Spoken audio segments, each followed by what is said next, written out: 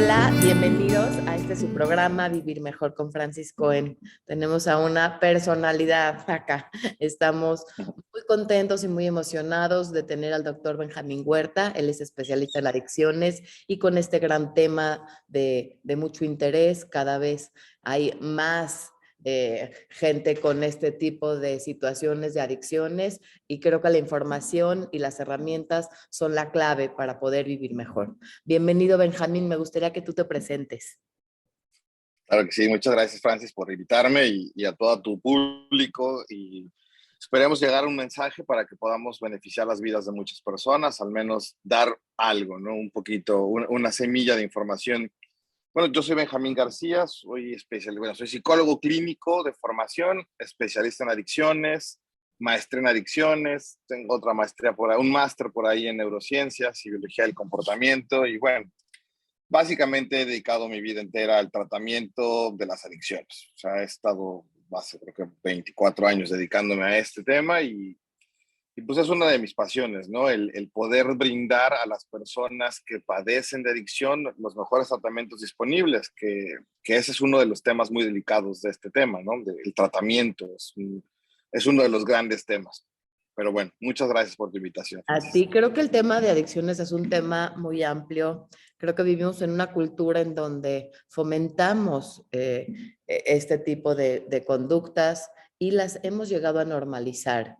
¿Existe la prevención en las adicciones? Y si sí existe la prevención, ¿cómo se da? Claro, no, la prevención por supuesto que existe, sin embargo, creo que es yo te diría, en mi experiencia profesional, es de las áreas más difíciles de las adicciones. O sea, de todo el gran cuerpo de conocimiento que hay de adicciones, prevención, en mi opinión, sería el área más complicada de todas. Ahora, cómo se da la prevención? Es que hay muchos niveles de la prevención. Se maneja, digamos, la prevención universal, que es para toda la gente, la prevención selectiva, que es para grupos que sabemos están en peligro, pensemos adolescentes, y la prevención indicada, que son para las personas que ya tienen el problema.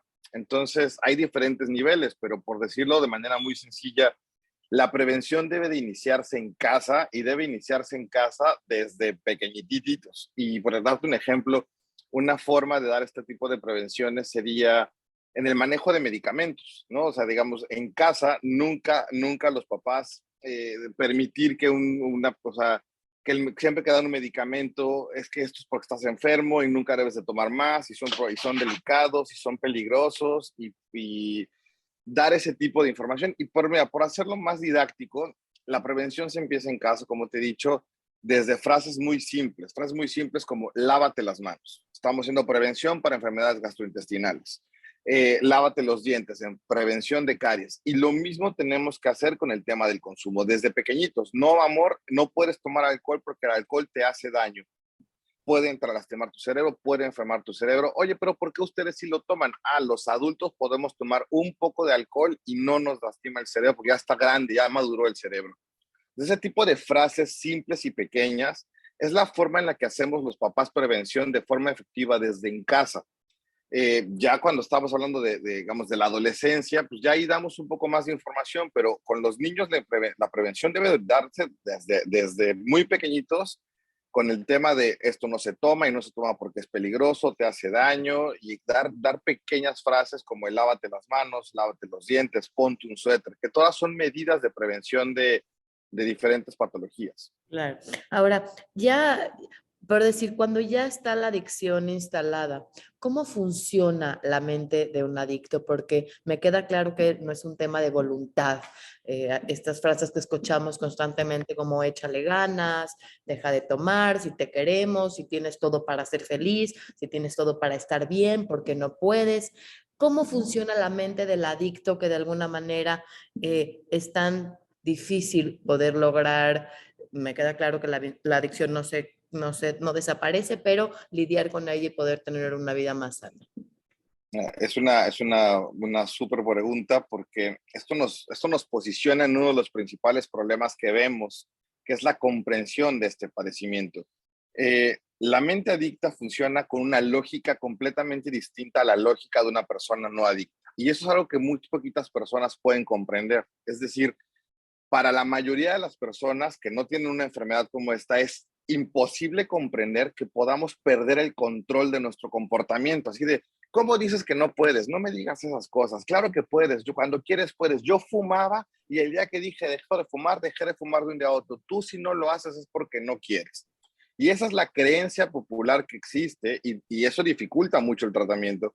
Entonces, es importante entender que el cerebro adicto es un cerebro que cambió. Cuando una persona usa alcohol y drogas por mucho tiempo, de manera crónica y de manera, digamos, abusiva, digamos, en grandes cantidades, esto va a provocar que se modifique el cerebro. Y cuando yo lo modifique, estoy siendo literal. Se modifica la estructura de las neuronas y se modifica el funcionamiento de las neuronas. Por darte un ejemplo, toda la vida nos han platicado que las drogas matan neuronas. Eso es cierto, matan neuronas en esta región, en la región frontal y prefrontal del cerebro. Pero en otra región del cerebro, que es el cerebro emocional o sistema límbico, ahí no las mata. Ahí el consumo crónico de una sustancia adictiva como el alcohol, la marihuana, cocaína, anfetaminas, metanfetaminas, etcétera, lo que provoca es que las neuronas muten y se vuelven neuronas superpoderosas. Es decir, haz de cuenta que mandas a tus neuronas al gimnasio a hacer pesas y la neurona literal crece y se hace una neurona muy gorda y muy robusta, con mucha fuerza. Y eso es el inicio del perder la voluntad. Cuando decimos que el adicto de veras no para porque no puede, somos literales. Estamos hablando de que hay una enfermedad física del cerebro. La adicción no tiene nada que ver con, es que tú no quieres, es de fuerza de voluntad. No, no. Estamos hablando de que el cerebro se enferma. Es una enfermedad física. El cerebro tiene cambios importantes. Y haz de cuenta, es como si le pidiéramos a una persona que tiene tos, porque tiene una infección en la garganta, es como si le pidamos que no tosa. No hay forma. Una persona que está enferma de la garganta, no hay manera, aunque digo, nos ha pasado a todos. Estamos en un evento público y no tosas y te aguantas la tos, pero eventualmente tu cuerpo tose y punto. Los síntomas fisiológicos de las enfermedades no le preguntan a la voluntad si quieres o no toser. Y lo mismo pasa con la adicción. Cuando hablamos de que el cerebro está enfermo, estamos hablando de que eh, el control voluntario del cerebro ha sido relevado por estas neuronas tan potentes y la persona ya no puede detenerse. Estos cambios morfológicos, estos cambios en el funcionamiento del cerebro van a generar que la persona sea imposible y por dos razones. En primera, el impulso del cerebro emocional es muy poderoso, o sea, el llamamos craving o esta urgencia imperiosa por consumo, este deseo por consumir es incontrolable. Y por otro lado, el freno del cerebro, que es el lóbulo frontal, está arruinado porque ahí la droga ha lastimado la red neuronal. Por lo tanto, digamos, vamos a ponerlo así, es como un motor de carrera sin frenos. Los frenos, que es el frontal, están lastimados, no sirven los frenos, y el motor, que será el sistema límbico o el cerebro emocional, está acelerado. Por esa razón es que, como tú señalas, la persona adicta no puede detenerse, no, o sea, literal no puede, no es que no quiera, es que literal no puede. Y por esa razón es que yo siempre lo digo a modo de chiste, pero esto es muy literal. El único tratamiento exitoso hasta el día de hoy para poder parar a un adicto de que deje de consumir es el cemento. 4 paredes. Tenemos que meterlos en una institución, en contención en casa o en una clínica o en algún hospital para que en estas 4 paredes la persona esté imposibilitada de consumir, porque debido a su padecimiento no lo va a poder hacer, o sea, va a estar tosiendo, pensando que la tos sería el símil del consumo, de no va a poder parar de estar consumiendo. Ok, por decir, está en 4 paredes y no hay posibilidad de hacer uso de la sustancia. ¿Cambia la morfología de las neuronas y del cerebro en cierta cantidad de tiempo en el que se deje de consumir cualquier tipo de sustancia? ¿Hay Sí, reversión? sí, a ver, hasta cierto punto. La razón por la que los tenemos que llevar a un espacio contenido, a una clínica, a un hospital, el concepto, ahorita en pandemia surgió el concepto de clínica en casa, ¿no? A los pacientes en su casa, sus papás los tenían contenidos en 4 paredes. Cuando las personas se dejan de drogar, primero que ocurre es que el cerebro se desinflama. O sea, literal, una enorme cantidad de procesos inflamatorios ceden y el cerebro va a empezar a poquito a recuperar funciones. Entonces, sí, se empezarán a recuperar funciones. Digamos, el pensamiento ya no es tan impulsivo, el pensamiento ya no está tan distorsionado, la persona incluso a nivel de ánimo está un poquito más tranquila. Esto sería como las primeras 2 semanas, 3 semanas. Posteriormente, cuando una persona se deja de drogar por el rango de, digamos, 50, 60 días, vamos a ver que empieza a haber una discreta recuperación del lóbulo frontal. Esto es decir, las neuronas que no murieron empezarán a hacer conexiones nuevas para reparar la lesión y recuperar las funciones del lóbulo frontal como el control de impulsos. El gran problema aquí es que el cambio que ha tenido las neuronas a nivel del sistema límbico o cerebro emocional, esos cambios son de largo plazo. Toda la investigación hasta el día de hoy nos dicta que la adicción, se dice que la adicción es una enfermedad crónica que no tiene cura, porque esos cambios morfológicos no se revierten. O sea, la neurona que creció y que está muy fuerte, vamos a ver que pierde fuerza, pero no regresa a un tamaño normal. Ya se mantiene, digamos, crecida. Y es como, es muy simple, es como si vemos a una persona que toda la vida hizo pesas, pues aunque lleve 10 años de no hacer pesas, sus músculos se ven grandes, ya quedan con cierto tono muscular. Y si estas personas hacen un poquito de ejercicio, inmediatamente recuperarán todo su tono. Esa es la famosa memoria celular. Las neuronas adictas del cerebro adicto pueden perder fuerza, pero no regresan a su línea base. Por lo tanto, hoy sabemos que la adicción es una enfermedad crónica o de largo plazo. Ok. Lo mismo pasa con cualquier tipo de consumo, porque me queda claro que hay de sustancias y de conductas. Lo mismo pasa con una adicción a la comida, al sexo, al juego. ¿Se da de manera similar este funcionamiento cerebral que acabas de exponer? Será similar, pero bueno, aquí abres el panorama. Dentro del cuerpo de conocimiento de las adicciones las dividimos en dos, las adicciones químicas y las adicciones conductuales o de proceso. O sea, les llamamos así, conductuales o de proceso, que podría ser juego, comer, sexo, etcétera. Y otro tipo de conductas de este tipo. Las investigaciones hasta el día de hoy han demostrado que el cerebro de una persona, digamos, adicta a comer o adicta a jugar o adicta a el sexo, sí tiene cambios. Vamos a ver que estas mismas neuronas están también muy estimuladas, están muy encendidas, también digamos, ¿cómo decirlo? También hay crecimiento en sus astas dendríticas, que es el concepto como muy fisiológico, pero la neurona creció y cambió. Pero principalmente donde se va a ver una falla va a ser a nivel de función. Hay una cosa que son los receptores de dopamina.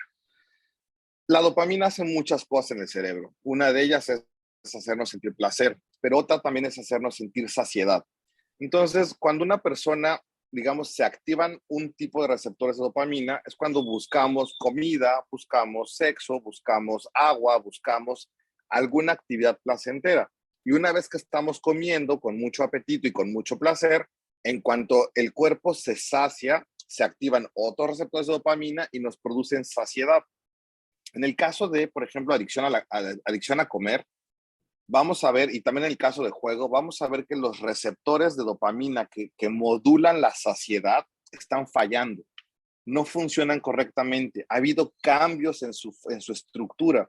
También es importante entender este concepto, esto es más genético. El cerebro es plástico. Cuando digo que es plástico, es decir, es un órgano que se va a adaptar, que es completamente adaptable a la estimulación que le estemos dando. Si yo llevo años viendo pornografía constantemente o comiendo en exceso o jugando y apostando, esa estimulación que le estoy dando, ese estímulo poderoso que le estoy dando a mi cerebro va a provocar cambios plásticos, va a hacer que mi cerebro se adapte.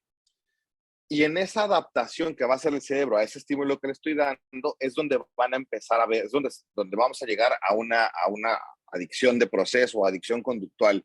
En el caso, por ejemplo, de los jugadores, lo que se va a ver principalmente en el cerebro es que cuando están jugando, es bien interesante, se han estimulado tanto que cuando ganan, el cerebro ya no se excita, o sea, ya no se enciende. Por ejemplo, si tú y yo ahorita hacemos una apuesta o una rifa y ganamos un premio, sentiríamos mucha emoción.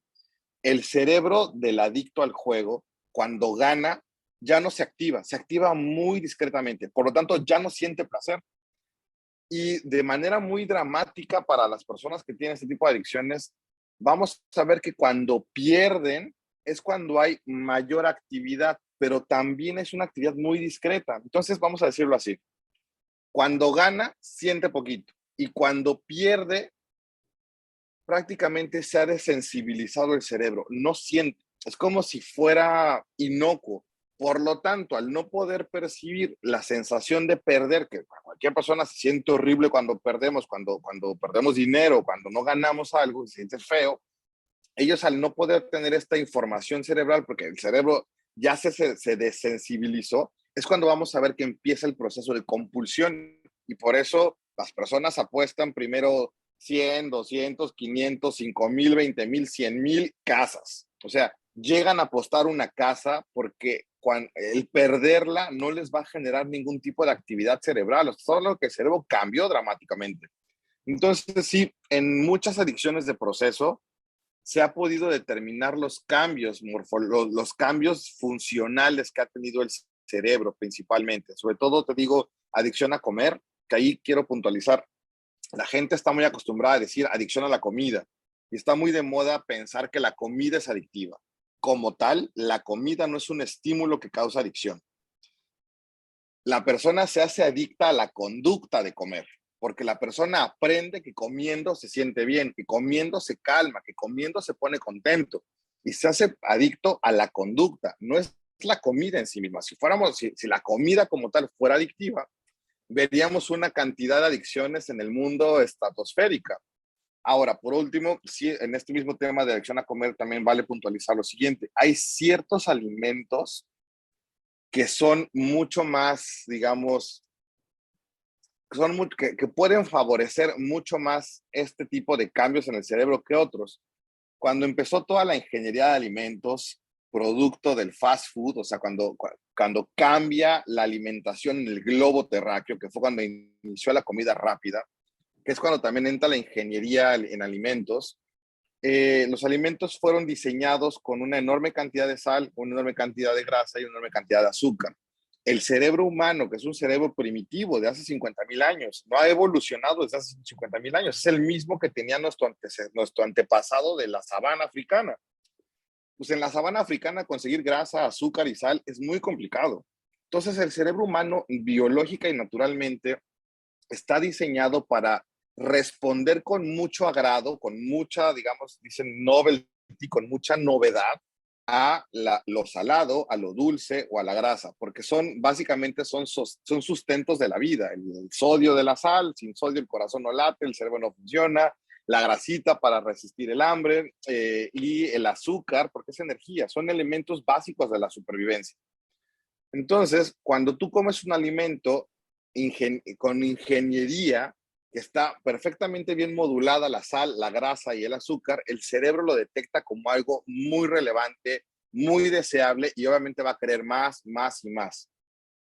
Pero vamos a poner así, todos hemos comido alimentos increíblemente sabrosos y queremos siempre más, pero llega un punto en que decimos, no, ya no, ya me duele la panza y hay saciedad. Pero hay ciertas personas que aprenden y hacen un relevo, es decir, aprendo que si estoy triste o enojado o aburrido y me como un rol de canela, que es dulce, que es salado y que es grasoso, aprendo que eso me hace sentir bien. Y empezamos a hacer asociaciones. Y cuando esto se repite muchas veces, es cuando vamos a ver que una persona desarrolle adicción a comer, no a la comida. A la conducta. Y es que el azúcar es peor que la cocaína. Bueno, toda la investigación científica seria ha determinado que eso no es verdad. O sea, serio, hay una enorme cantidad de publicaciones ahí, más como de divulgación, que dicen que el azúcar, la verdad es que, digo, a nivel de ciencia pura y dura, no se puede determinar que el azúcar como tal sea Benjamín, una sustancia, estás alimento perdiendo el adictivo, como lo internet. es la cocaína. Estás perdiendo el internet, no se escucha. Ok, ya Lo volví, último no se escuchó, lo último. A ver, ya regresé. ya, a ver. Ya. A ¿Qué ver. parte se me cortó? ¿En dónde La me corté? desde el rol de canela. Ok, te comentaba que los roles de canela, que son dulces, saladitos y grasosos, son alimentos que el cerebro detecta como muy novedosos, como va a desear mucho, va a ser un estímulo que le va a resultar muy agradable y lo va a buscar mucho. Pero al final de cuentas llega un punto en que siente saciedad.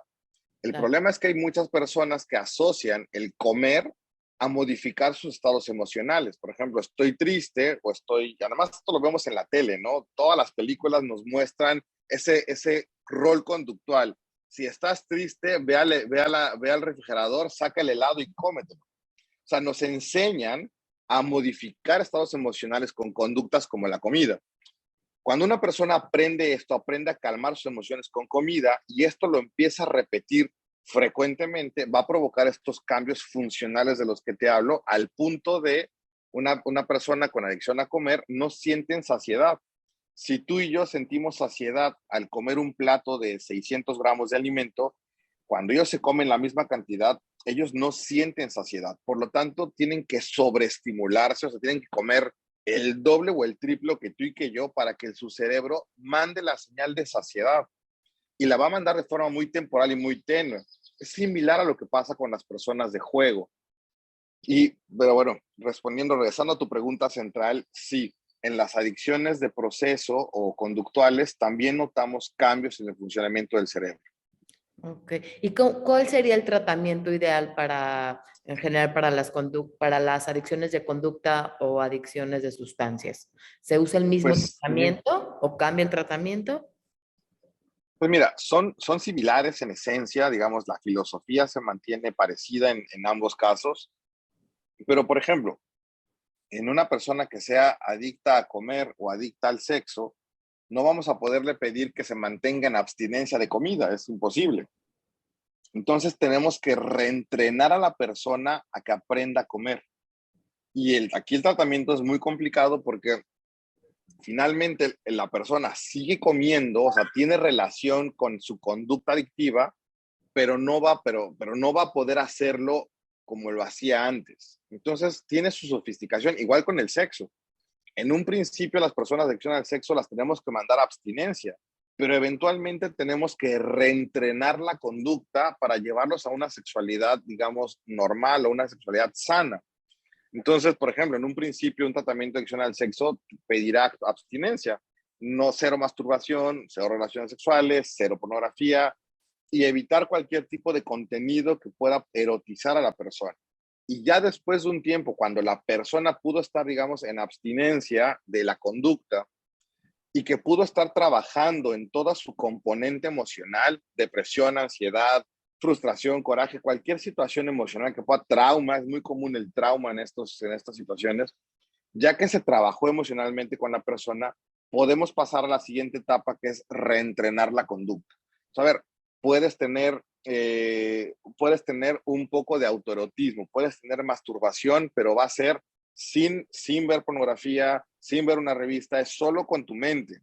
Y también se le recomienda que mentalmente la imagen que estén buscando sea una imagen lo más controlada posible. Y lo mismo hacemos con la comida. Al principio va a haber una disminución importante de carbohidratos, de grasas y de ciertos alimentos que vamos a ver que provocan más como deseo de más o compulsión. Primero se les quita todo esto, es una alimentación, digamos, muy basada en vegetales, muy basada en alimentos, digamos, muy sanos. Y posteriormente, cuando la persona igualmente hace un trabajo emocional importante sobre el trauma, sobre lo que hay ahí, lo que tenga la persona, ya poco a poco se irá ampliando el abanico de alimentos, del repertorio de alimentos al que puede tener acceso. Pero, por ejemplo, en las adicciones químicas, esto no lo podemos hacer. En las adicciones químicas, pues estamos hablando de abstinencia absoluta de cualquier sustancia que estimule el circuito de la dopamina. La razón por la que la cocaína, el alcohol, la marihuana, las metanfetaminas son adictivas y otras muchas más es porque estimulan el circuito de dopamina cerebral. Por eso es que todas estas sustancias van a causar adicción. Ok. ¿Hay alguna función que tienen en específico todos este tipo de adicciones que tiene que ver con anestesiar el dolor, anestesiar las emociones? esta poca capacidad de autorregulación. De alguna manera, ¿cómo se va a sustituir o cómo se va a enseñar a poder lidiar con las emociones del día a día, quitando esta adicción, que es lo que permitía en algún momento la supervivencia de estas Claro, personas? gracias por tu pregunta, me encantó porque me permite hablar de temas muy importantes de este país. Inicia como un proceso de aprendizaje. Toda adicción inicia como una, vamos a decirlo así, es un mecanismo de afrontamiento. Es decir, todas las personas tenemos vida y tenemos estados emocionales. Nuestros papás se pelean, se divorcian, hay dinero, no hay dinero, fallecen familiares, yo qué sé, pasan cosas, pasa la vida. Cuando llegan estas grandes emociones, todo el mundo tenemos distintos mecanismos de afrontamiento. Algunos hacen ejercicio, algunos meditan, algunos rezan, algunos platican con sus amigos, otros platican con el sacerdote, con el rabino, otros platicarán con el terapeuta, o sea, y algunos otros comerán, algunos otros jugarán o algunos otros beberán. O sea, es decir, las personas aprenden ciertos mecanismos para manejar sus emociones. Entonces, en estricta esencia, podemos decir que la adicción es una enfermedad que en un principio fue de aprendizaje, fue un mecanismo de afrontamiento que en algún momento de mi vida tomar alcohol me sirvió para automedicar mi ansiedad, para poder afrontar los problemas que tenía en la vida, pero ese mecanismo eventualmente se convirtió en un problema nuevo, que fue ahora la adicción. Entonces, primero tenemos que hacer a la persona consciente de esto, de que ellos aprendieron a modular sus emociones, sus estados emocionales, a través de una conducta de consumir alcohol, cocaína, marihuana, comer, sexo, juegos, lo que sea. Una vez que están conscientes de cómo aprendieron a regular sus emociones con este comportamiento, podemos empezar a hacer lo que llamamos un entrenamiento en habilidades, para manejo emocional. Esta es la parte, yo te diría, es la parte central del tratamiento de cualquier adicción. Si una persona adicta en recuperación no tiene un buen entrenamiento en el manejo de estados emocionales, va a recaer. Es prácticamente garantizado que presentará una recaída. Obviamente, esto no es divertido. Yo te podría decir, la recuperación de una adicción es horrible. Es horrible. Es dolorosa, es lenta, no es nada satisfactoria porque además son personas que llevan muchos años acostumbrando a sus cerebros a vivir estimulados, a sentir placer y gratificación a través del sexo, del juego, de la comida, del alcohol, de las drogas. Y cuando los mandamos a tratamiento, pues nada de eso está. Y lo que les sustituimos es, habla de tus emociones, pide ayuda, aplica tus habilidades, di lo que sientes, aprende asertivamente a pedir las cosas, a decir lo que necesitas. Entonces, todo este entrenamiento que le damos a la persona adicta en recuperación, pues es lento y es muy tedioso. Por eso vamos a ver también que hay un enorme número de personas que recaen, porque es difícil. Y esto es algo que es importante que la gente, el público en general lo entienda. La recaída no es un fracaso del tratamiento, es parte del tratamiento. Son los intentos que está haciendo la persona por aprender a vivir su vida de una forma distinta. Y esto a cualquier persona no adicta, si le pedimos que cambie radicalmente su estilo de vida, la pasaría muy mal, sin ser adicto. Una persona adicta que ya trae una enfermedad cerebral a cuestas, pues evidentemente esto lo va a hacer increíblemente más complicado, Francis. Claro. Sí, he escuchado que el tratamiento se da de forma multidisciplinaria. Ya has hablado de la mente, de las emociones. ¿Qué pasa con la parte espiritual? ¿Por qué hay tanto apoyo de este lugar? ¿Cómo se da esto y por qué se utiliza esta otra ende? Un gran avance médico que hubo, un gran avance en la clínica médica y en la clínica psíquica que hubo en el año 2000, creo que fue el 2018, fue que la Asociación Americana de Medicina de las Adicciones por primera vez reconoció la parte espiritual como un pilar del tratamiento y como un pilar de la recuperación. Entonces, ya que los cuerpos científicos reconozcan esto, es un avance bellísimo. Te explico un poco. es muy interesante ver cómo todas las personas adictas, cuando les tocas el tema de religiosidad o espiritualidad, viene distorsionado. Están enojados con Dios, no creen en Dios, sienten que Dios está enojado con ellos. Vemos que de alguna manera este tema espiritual o religiosidad está distorsionado. O sea, decimos, es un síntoma de la enfermedad. Prácticamente todas las personas con adicción tienen distorsionada esa área porque pidieron ayuda, le rogaron y Dios no hizo milagros y no bajó a quitarles la botella de la mano, ¿no? En fin. Eh, pero bueno, es bien interesante cómo se ligan aquí las cosas. Mm, te he contado hace unos minutos que el cerebro adicto es un cerebro que cambia en sus funciones. Y una de las cosas que cambia en el cerebro y que esto cambia de largo plazo es en la habilidad de sentir placer, como las drogas o las conductas tan poderosas como la comida, el comer, el sexo o el jugar, modifican toda esta red neuronal de dopamina, el circuito del placer, si digamos se llama el circuito de placer y recompensa, como lo modifican, digamos que el cerebro adicto se vuelve un cerebro con una dificultad para sentir placer, un cerebro que le cuesta trabajo sentirse satisfecho, se disreguló, se alteró, entonces va a ser difícil. Las personas adictas en recuperación nos van a referir que se sienten con una especie de insatisfacción crónica, como de si estoy bien, recuperé mi familia, recuperé mi trabajo, estoy sano, pero me hace falta algo. Siento un hueco, siento un vacío. Oye, pero está todo muy bien, mira, tu esposa, tus hijos te aman, mira tu grupo, recuperaste todo, estás sano, tu libertad. Sí, sí, sí, sí, sí, todo está perfecto, pero en terapia nos dicen, pero me hace falta algo, me siento, y en ese hueco, en esa sensación como de vacío crónico, vacío existencial o insatisfacción crónica, vamos a ver que muchos de ellos van a buscar otra vez pues, lo que ya saben que les hace sentir bien o van a buscar su consumo, ¿no? De sustancia, etcétera. Y ahí es cuando la espiritualidad hace su magia. Pi Piensa en esto, Francis. ¿Cuándo recurrimos a a nuestra espiritualidad, llámese a nuestro Dios, a nuestro poder superior, a ese concepto de cosmos, vida?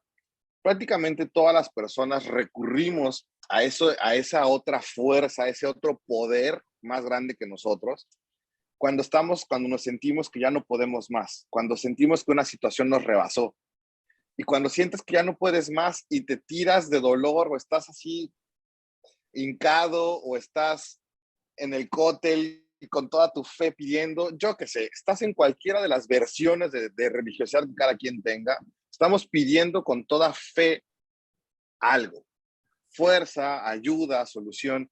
Y es bien interesante cómo cuando estamos en ese momento de fe, la fe lo que produce es energía. Nos da esa pequeña fuerza que, bueno, no es pequeña, nos da ese faltante de fuerza que nos da.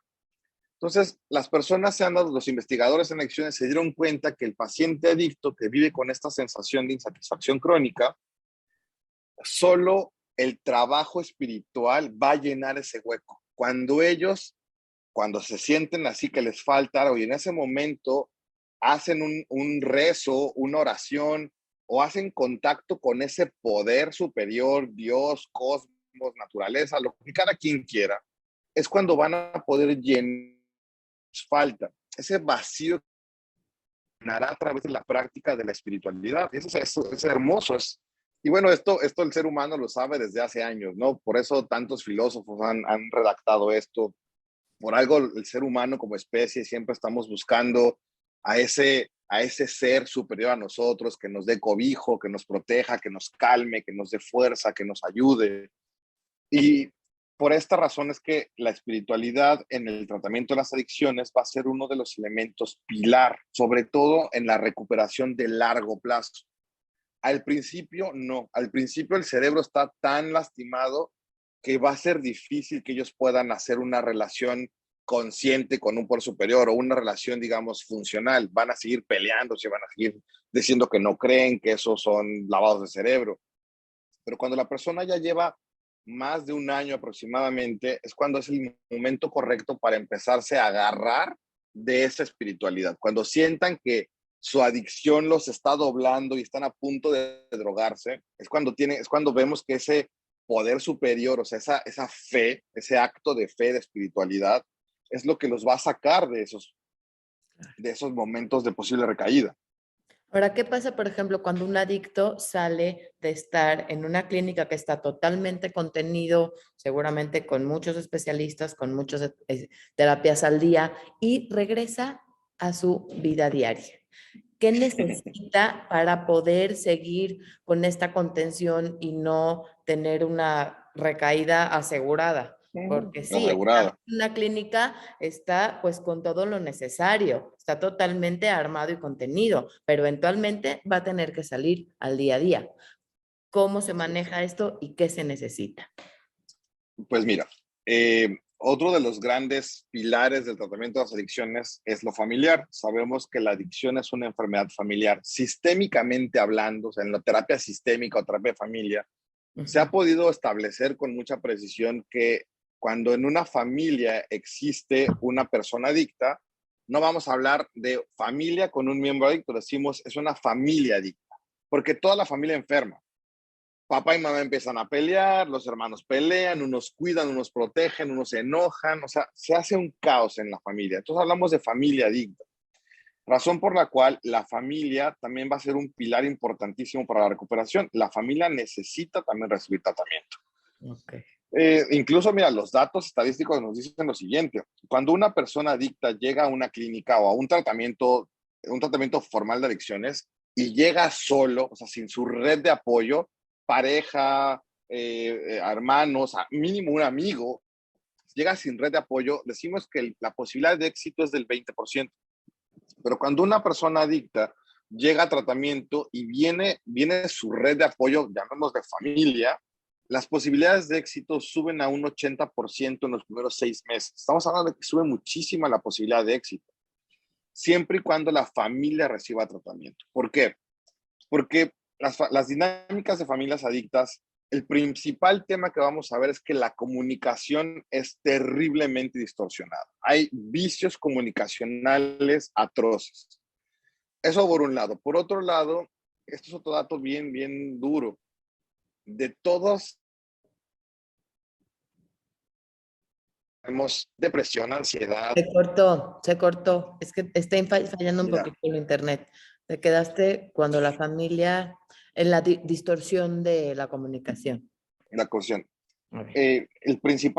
Una de las principales características de la familia adicta es que va a haber una comunicación muy distorsionada.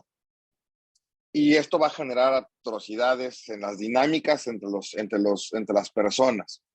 Pero otro punto que hay, es un tema muy delicado que hay que señalar, es que dentro de toda la enfermedad mental, o sea, pensemos depresión, ansiedad, trastorno de estrés postrauma, esquizofrenia, o sea, dentro de la enfermedad mental, las familias de los pacientes adictos son los que presentan mayor sufrimiento. O sea, pareciera ser que la familia que más se desgasta de toda la enfermedad mental es la familia de una persona adicta.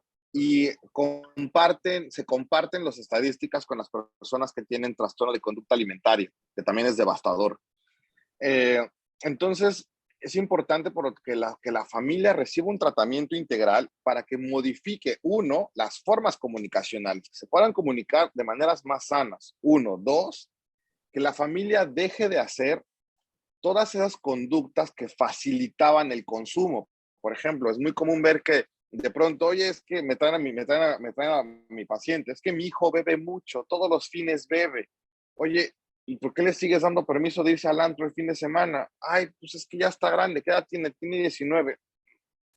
No, o sea, el hecho de que tenga 19 años mayor de edad no lo hace un sujeto que está por encima de la, digamos, de la jerarquía de papá y mamá, ¿no? En fin, hay muchas conductas de ese tipo que le llamamos conductas que favorecen el consumo. O, por ejemplo, no sé, es que mi esposo toma todos los días, se jubiló y ya no sale de casa.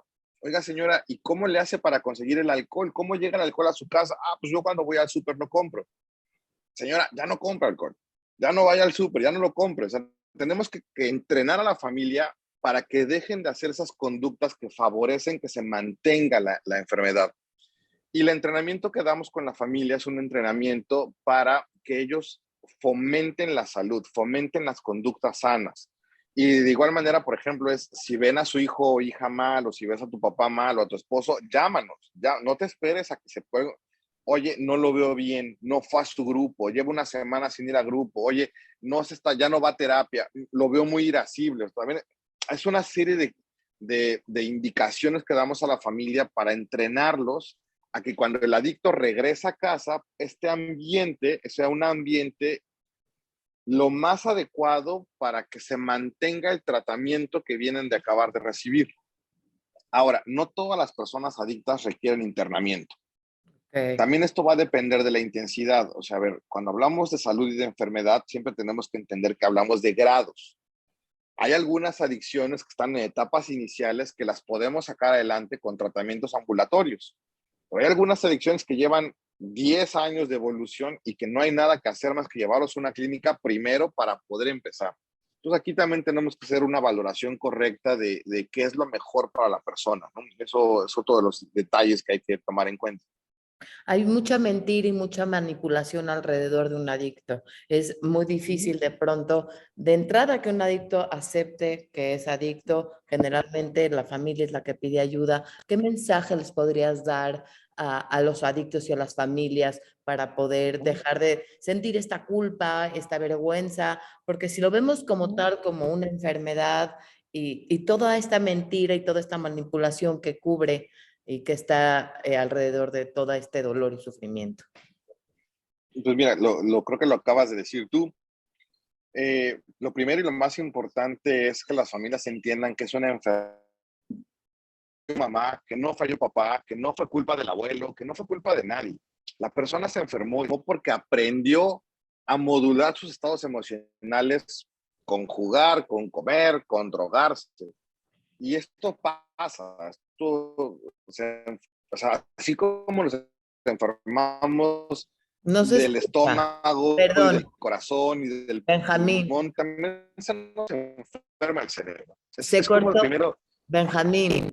ya te escucho, te escucho. Se cortó todo. Otra vez desde el principio. Va, desde el principio. Perdón. Oye, Sí, qué es que raro, está porque me fallando un marca que poquito el tengo. internet. Sí, Ok, bueno, va de nuevo. va. ¿Qué fue? Ay, me perdí. Sí, o sea, decías que lo acaba, que cómo las familias, cómo pueden pedir ayuda cuando se maneja Ah, todo este sentido claro, de culpa. ya recordé, ya recordé.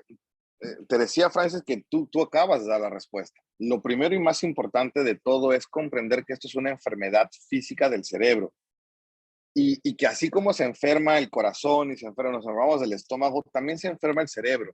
No fue culpa de mamá, no fue culpa de papá, no fue culpa del abuelo, no es culpa de nadie. Los seres humanos nos enfermamos. Y si una persona se aprende a calmar emocionalmente con comida, con sexo o con drogas, pues se puede enfermar de adicción. Entonces, lo primero es dejemos de moralizar la enfermedad. Es un padecimiento físico, no es, híjole, qué vergüenza que mi hermano es adicto, que mi hijo es adicto, que mi esposo es adicto, que mi mamá es adicta. Primero que nada es, dejemos la moralización de lado, porque, mira, esta es una estadística que hizo un investigador mexicano, eh, de que la familia detecta que hay un problema de adicción en alguno de los miembros, de que lo detectan a que piden ayuda, pasan 8 años en promedio. Y todo esto se debe a la moralización que hay de la enfermedad. Entonces, lo primero sería entenderlo como lo que es, una enfermedad física del cerebro. Lo siguiente también sería entender esto. La negación es un síntoma de la enfermedad mental, no es propio de la adicción. Si tú vas con una persona que está deprimida y estás triste, no, no estoy triste, o es que te veo muy triste, no, no estoy triste, estoy enojado, porque, o sea, vamos a ver que la mayoría de las personas que tienen algún tipo de enfermedad mental van a tener cierto grado de negación. Y esto sabemos que es una distorsión cognitiva que ocurre cuando el cerebro no está funcionando correctamente. Es una baja percepción del problema, que es parte de las funciones afectadas por la ansiedad, por la depresión o por la adicción en este caso. Entonces, no tomarse personal el hecho de que no lo reconocen. Es normal que no lo reconozcan, es parte del tratamiento. Dices, decías que hay mucha manipulación y mucha mentira. Sí, de igual manera, digo, te podría decir que prácticamente en todos los pacientes que cursan con enfermedad mental los pacientes que tienen trastornos de conducta alimentaria, los pacientes que tienen ansiedad, los pacientes que tienen paranoia, los que tienen depresión, los que tienen estrés postrauma, esquizofrenia, o sea, prácticamente todas las personas que tienen enfermedad mental, vamos a ver que utilizan la manipulación y la mentira, porque tienen miedo, porque no quieren que les pase algo, o sea, pasan diferentes razones. Entonces, hay que entender la manipulación, la mentira y la negación como parte del cuadro clínico de la enfermedad. No es que nuestro hermano, hijo o papá nos quiera hacer tontos o nos quiera ver la cara, es simplemente que son los síntomas de este padecimiento.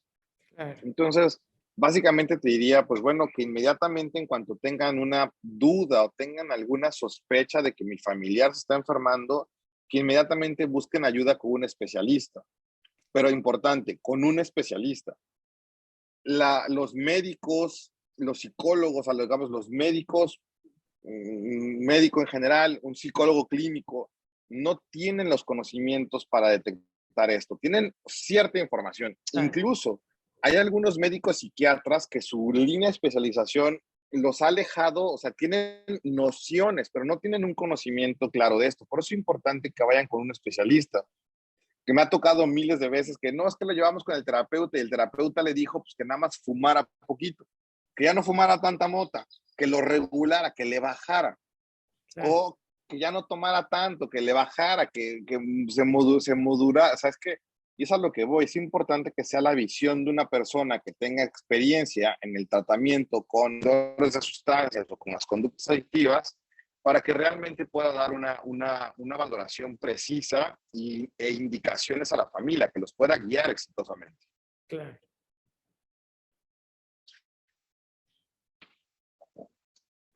Otra vez se te paró.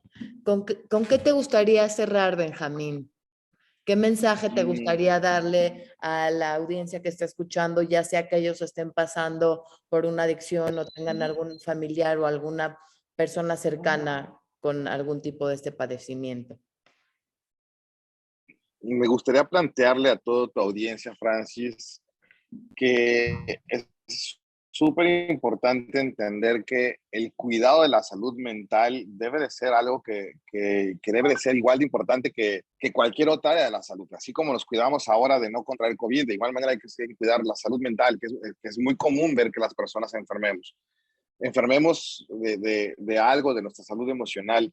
Y en cuanto al tema específico de la adicción, me gustaría decirle a las personas que la adicción es una enfermedad del cerebro que tiene tratamiento, que hay respuestas médicas y psicológicas específicas muy, muy exitosas para tratar este padecimiento, que es un padecimiento crónico que va a tener recaídas, que es normal los procesos de recaída en una etapa de estabilizar, que, o sea, pensamos, un diabético tiene muchas recaídas, ¿por qué el adicto no debería de tenerlas, no? Pero la moralización provoca que las personas, cuando el adicto recae, de repente se enojen y lo manden a volar, ¿no? No, ya te corro de la casa. Eh, que se entienda eso, sobre todo, ¿no? Que no es un problema de voluntad, que no es un problema de que no quieran, es un problema de que el cerebro se enfermó, de que han perdido la salud y que entre más temprano reciban tratamiento, cuanto mejores pronósticos van a tener. O sea, por ejemplo, hoy en día toda la terapéutica lo que nos dicta es atención temprana. O sea, nos dice, no nos esperemos a que toque un fondo, porque mucha gente que está, o sea, por ejemplo, mucha gente en recuperación que asesora, que malinforma a papás o a mamás o a la gente, dicen, déjalo que toque fondo, si no toca fondo, no va a querer. Y esto es un grave error, o sea, muchas veces ese fondo es que las personas se lastiman o pierden la vida. Hoy toda la ciencia de las adicciones lo que nos ha enseñado es que cuanto más rápido llevamos a la persona a tratamiento, cuanto mejores posibilidades tiene de recuperarse. E incluso que el tratamiento no sea voluntario. Esta idea falsa de que tiene que ser voluntario, tiene que querer para que sirva. Eso es un mito, es un gran mito de las adicciones. Y este mito lo podemos tirar muy fácil. En Estados Unidos, un juez puede dictarte un arresto, dice, o te vas a la cárcel o te vas a una clínica de adicciones. Entonces, esas personas iban involuntariamente a tratamiento. Cuando esto empezó a ocurrir, pues la gente decía, bueno, todo mundo esperaríamos que las personas que van obligados por una orden de un juez a tratamiento, todo mundo esperaría que ellos recayeran inmediatamente, a diferencia de los que llegaban voluntariamente, que esos iban a mantenerse limpios. Y lo que se observó a nivel nacional, Estados Unidos, en millones de casos, es que cuando las poblaciones de personas obligadas a tratamiento versus las poblaciones de personas que llegaban voluntariamente, cuando salían de la clínica, se recuperaban a las mismas tasas y recaían en las mismas tasas. De tal manera que nos dimos cuenta que es un mito eso de que deben de querer para que funcione. Es, no es cierto, o sea, la persona necesita el tratamiento porque el cerebro está funcionando mal. Si quiere o no quiere, es irrelevante. Yo te diría, Francis, quiere tratamiento. Ninguno quiere dejar lo que más le gusta y lo que lo calma, como puede querer, por eso es adicto. Claro. Entonces, quitar ese mito de déjalo que toque fondo, si no quiere no hay nada que hacer. No, hay tratamientos involuntarios muy exitosos que salvan vidas. Entonces, nos ayuda lo antes posible para que las personas... Claro, creo que esto dijiste que no es un tema de voluntad, me parece muy importante y dejar de moralizar esto, de verlo como algo, que algún defecto, que algo pasó mal, que algo tiene mal. A diferencia de esto, poder pedir ayuda y con esto llevo a dónde te podemos encontrar, Benjamín, donde la gente que te está escuchando, que necesita pedir ayuda, que quiere pedir ayuda o remitir a algún integrante de su familia con algún experto como tú, ¿en dónde te podemos encontrar? Pues bueno, mira, pues les dejo mi correo, que es Benjamín punto y psic de psicólogo, PSIC, benjamín.psic@gmail, ahí me pueden, reviso todos los días mi correo.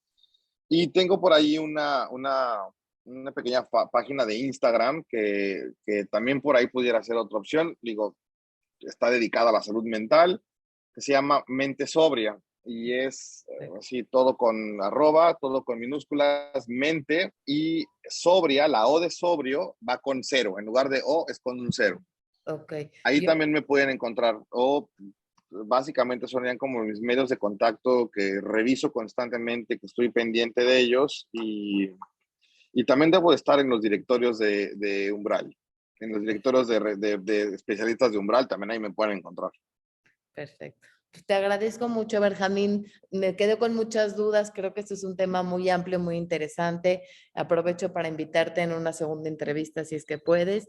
Y te agradezco por esta información tan valiosa, tan necesaria. Creo que es muy importante promover la salud mental, promover todo este tipo de recursos que tenemos, porque sí se puede vivir mejor, porque sí hay esperanza, porque sí se puede sanar, pero es cuestión de caer en buenas manos, en las manos necesarias, con los especialistas indicados exactamente para el tipo de padecimiento que necesitamos. Entonces, pues muchas Correcto. gracias. Gracias a todos y compartan.